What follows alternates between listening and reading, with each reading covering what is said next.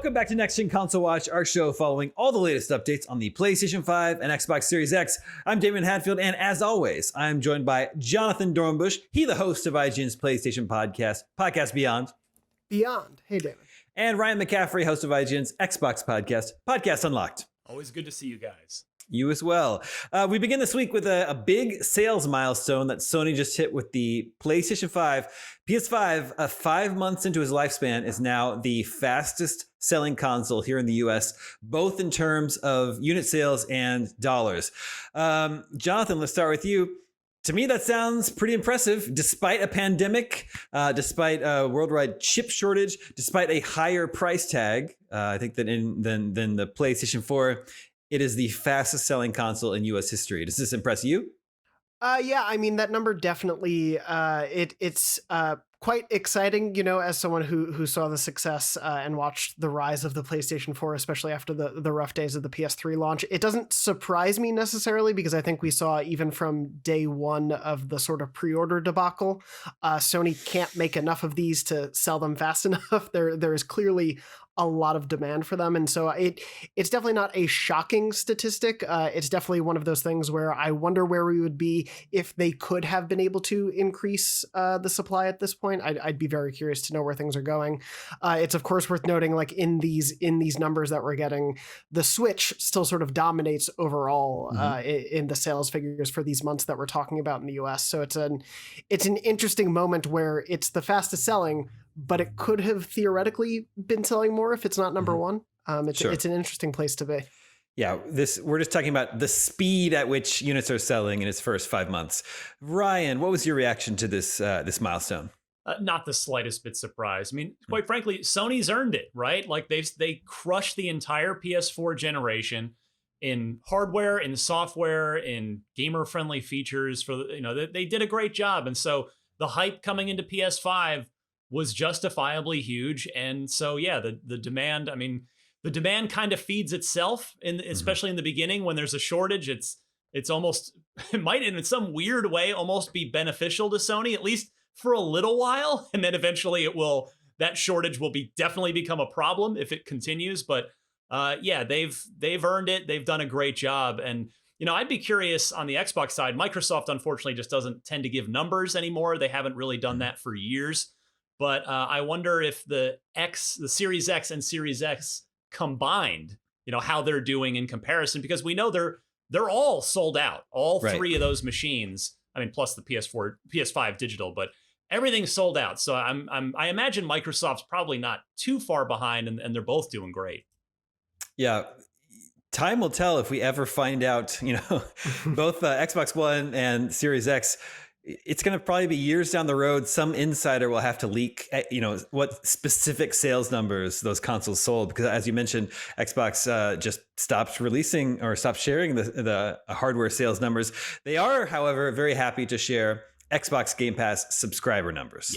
Yeah. And I'm sure if they were above the PS5 in sales, they probably wouldn't be shy about sharing that either. But I still think I'm pretty confident that, just anecdotally, that they are doing very well. But yeah, I mean, I am surprised in the sense by Sony's numbers, only in the sense that it seems like there's such a shortage and there's just nobody can get one. So yeah, I mean, are they all being sold to bots? I'm not sure. I'm very grateful and lucky to have gotten one on that frantic launch day, the pre-order day that Jonathan talked about. But yeah, it's just healthy for the industry to have the PS5 and hopefully, presumably, the Xbox as well be in high demand.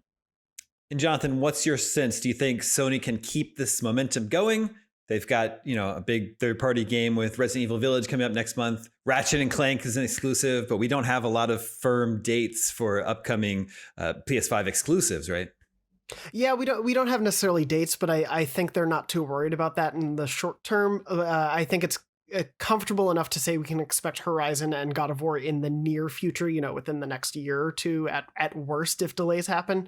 And I think that is enough to keep the momentum going for this next sort of launch window period. What comes beyond that, I don't really know, and it's going to be a very interesting case because I feel like we have a bit of a fuller understanding of what's coming for Xbox in the next 5 years, not just the next year or two. So it'll be an interesting one. But just to go back to what Ryan was saying, in regards to the shortages and everything, I believe Jim Ryan had said 1 in 4 people who have bought a PS5 didn't own a PS4. So it's possible there's a lot of people who are playing a PS5 who just aren't, our commenters are talking about it online. So there seems to be at least enough healthy interest in both the dedicated PlayStation audience as well as elsewhere. But I think they'll have momentum for a little bit.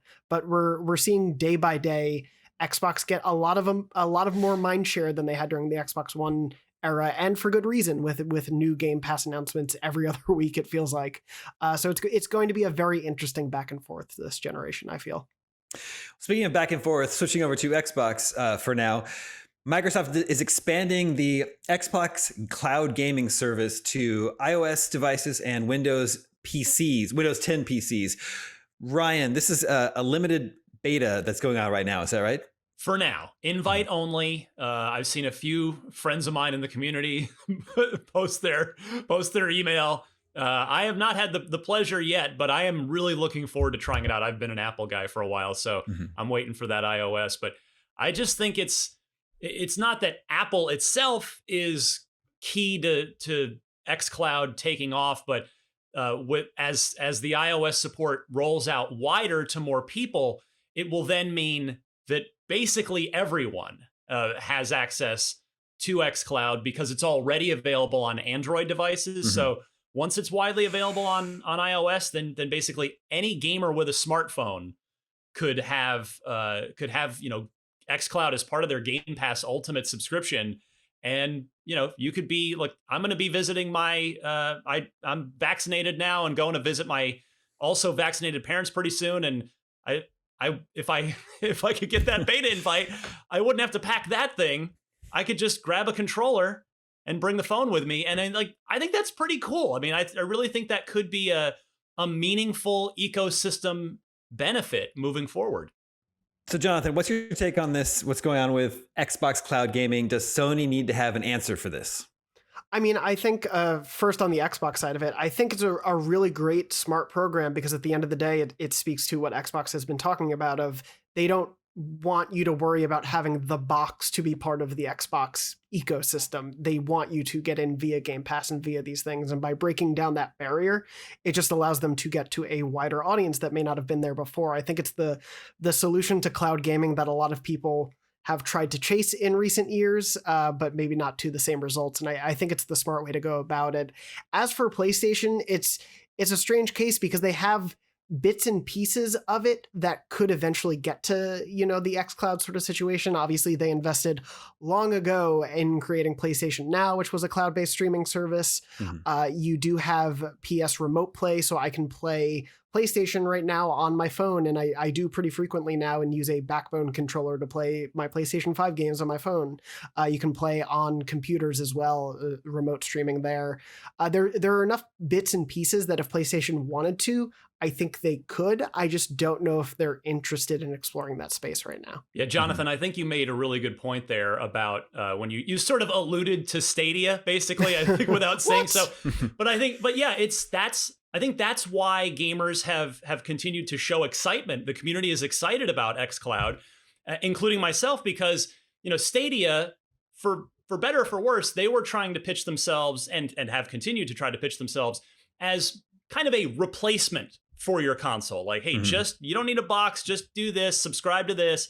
Whereas, I think a lot of people aren't maybe ready, willing, or able to do that yet. Whereas Microsoft, I think, has really messaged xCloud well and said, hey, no, this is just a complementary thing that we're going to include with your Game Pass Ultimate subscription. So, play at home on your console. That's going to be a great experience, the best experience.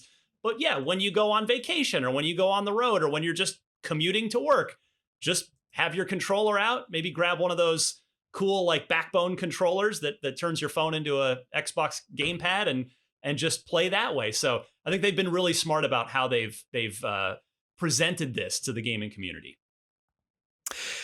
Finally this week, Jonathan, you have an interview that went up on IGN.com this week a new publishing deal that Sony's working on for a future exclusive multiplayer game. Is that right? Yes, Sony announced this week that they are going into an exclusive publishing partnership with a studio called Firewalk Studios, which is one of 3 studios within a larger company called Probably Monsters. And I'll admit, before I sort of looked into them and was exploring them to get a sense of them before these interviews, I hadn't really heard the name before, but it's a group currently of 3 different studios working on various projects, and Firewalk is working on a AAA multiplayer experience. Their team is headed up by a number of people from the Activision and Destiny side of things, and their wider team includes former Destiny, Halo, Apex Legends, and Mass Effect devs. So it's a really strong bench of talent at the studio.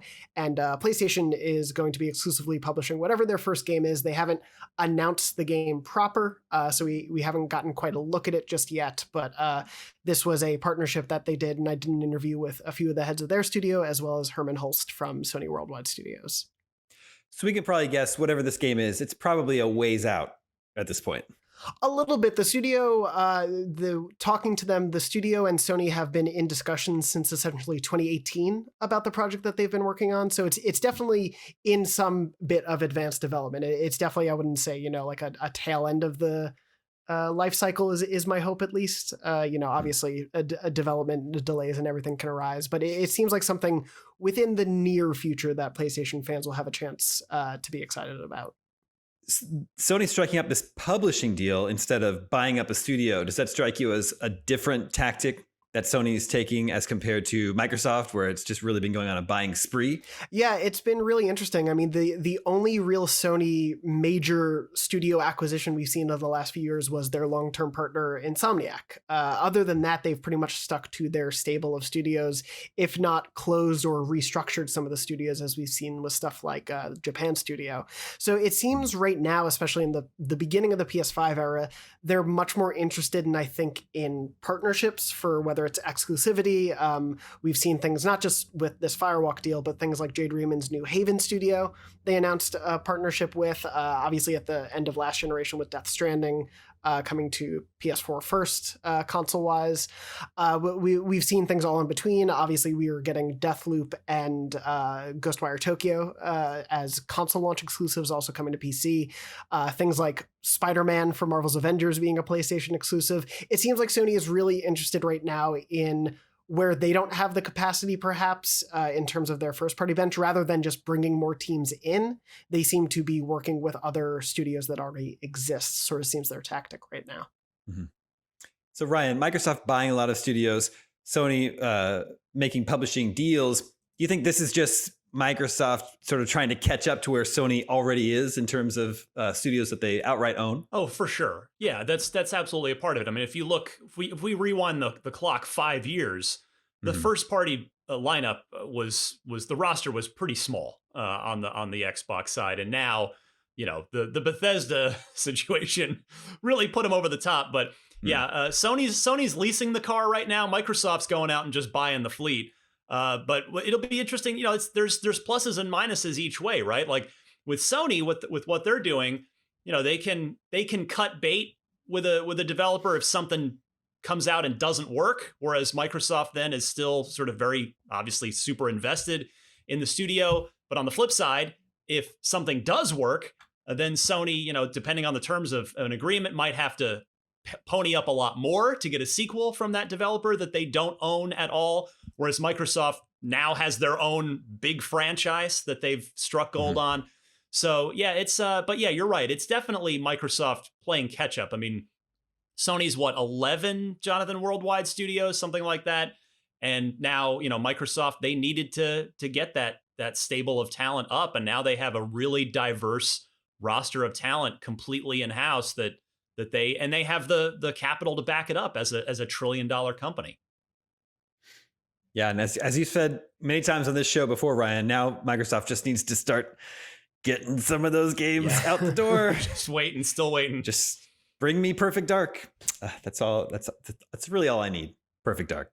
Before we go, we have the results of last week's poll. We asked, which updates do you want most for the PlayStation 5? The winning choice was that M.2 external drive support with 37% of the vote, although almost 14 of you want themes as your most wanted feature on PS5. So the theme thirst is real. Gosh. Our poll for you next week is what device are you most likely to use Xbox Cloud Gaming on? Your smartphone, your tablet, or your laptop, your Windows PC machine?